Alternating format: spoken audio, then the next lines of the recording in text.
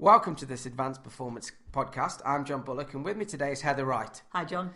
And today's podcast title is around creativity and motivation. So there's two great big things there. So Heather, why creativity and motivation? Why together? I think it's a point we often miss, John. I think it's important to make a note that people need more creativity in their workplace, and if they have more creativity in their workplace, they are likely to be more motivated and engaged. And I don't think people come at it from that angle. I don't think when people think about motivation of people, I don't think they think about creativity and how they can help people become more creative.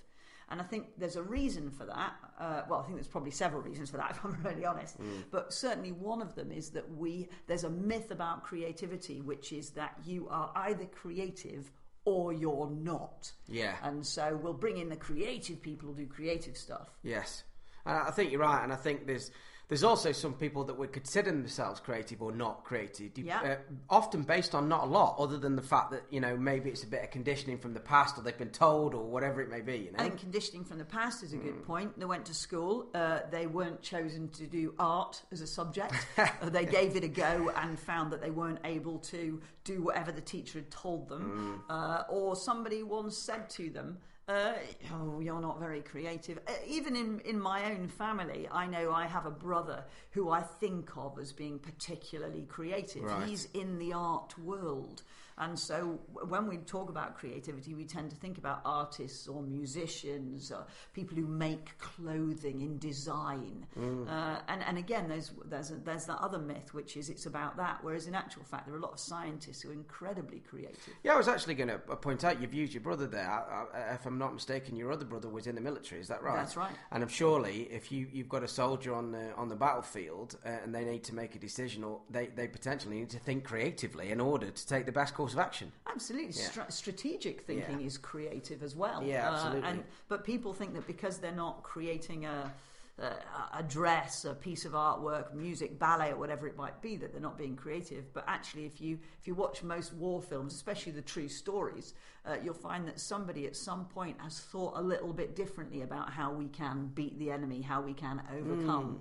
Okay. And so it's the same kind of thing, really. So that's a nice join. That's why. So creative and motivation together, we like that. Okay. So what's the next step then? If we know that those two go together, what's the next step for us? Well, I guess the next step is we've got to get people into the right mindset for creativity. Again, we've got to take them away from that idea. Maybe we call it something different. Maybe we call it problem solving in order to encourage people to come forward with regard to that. But there's two areas of creativity. It comes into two steps. Step one is the creation of ideas.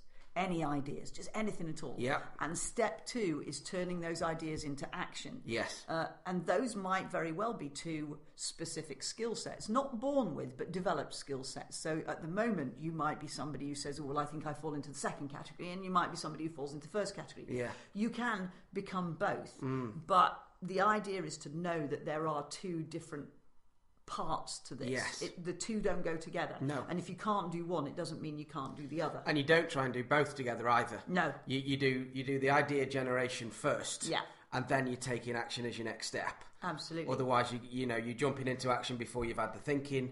Or there are those, obviously, those people in the world that will say, I had these ideas ages ago, but then have not done anything with them. Oh, and that's why they're married, I suppose, those two.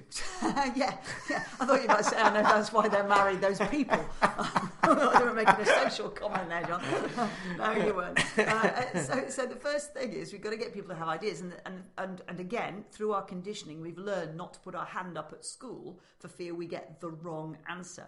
So when we were young kids, we would volunteer for any idea. I know when I'm teaching a class, especially when I'm teaching children the martial arts, and I ask a question, the kids' hands go up readily, and sometimes they come out with some stuff that's just completely wrong. And I'm one of those, I never ever tell them they're wrong. I go, that's a great idea, little so-and-so, blah, blah, blah. Has anybody got any more when I'm searching something? But the adults, they don't do that because they're thinking I might have the wrong answer. Yeah. Or I might get embarrassed, or all the stuff that society gives us as we grow to stop us asking questions. When you're a teenager, of course, getting the wrong answer, everybody laughing at you becomes your embarrassment. When you're 2 or 3 years old, falling over is part of your day.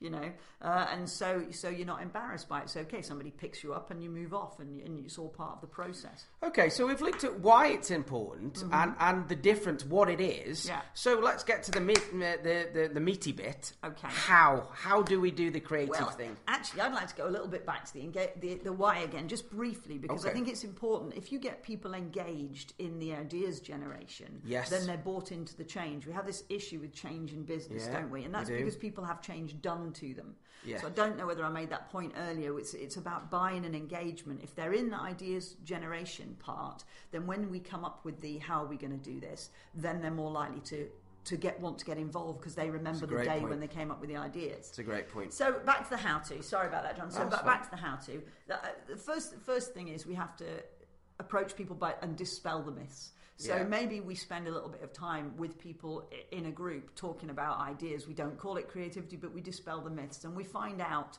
what people have in their heads about how they could do things better or differently. We take them into a different premise. We say, what if? What if we had no money and we tried this? What if we had £1 million to do this? And we take them into the realms of what if thinking.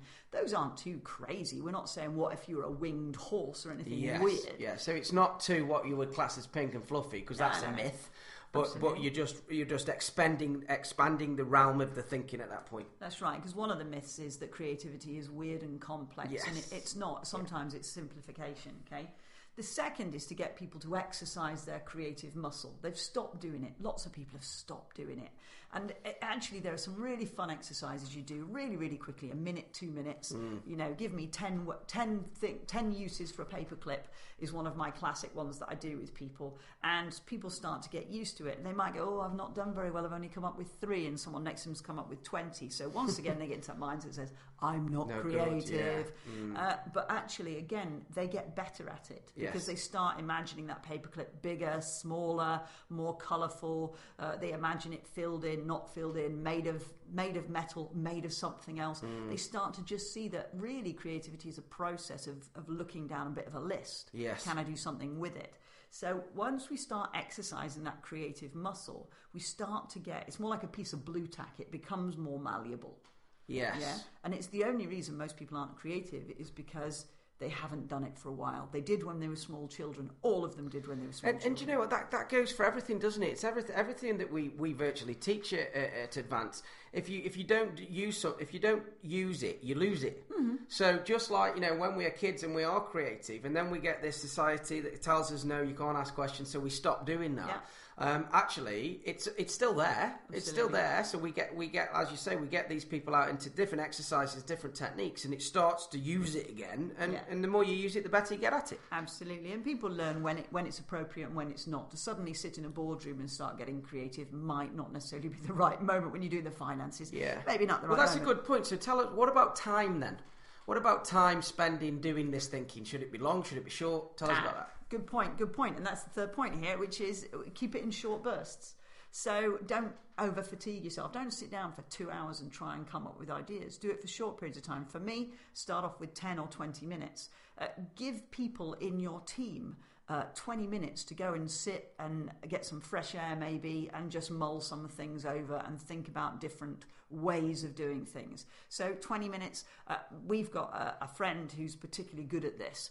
And he always, with his scientists, he used to do creative thinking, they were no more than 45 minutes, their creative thinking episodes.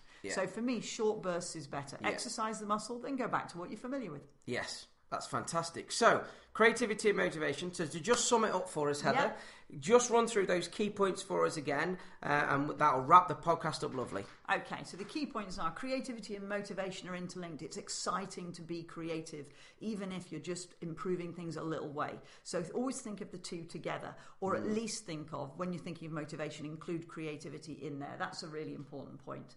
The next is try and dispel the myths about creativity and get everybody involved to a greater or lesser degree, even if they're bouncing off somebody else.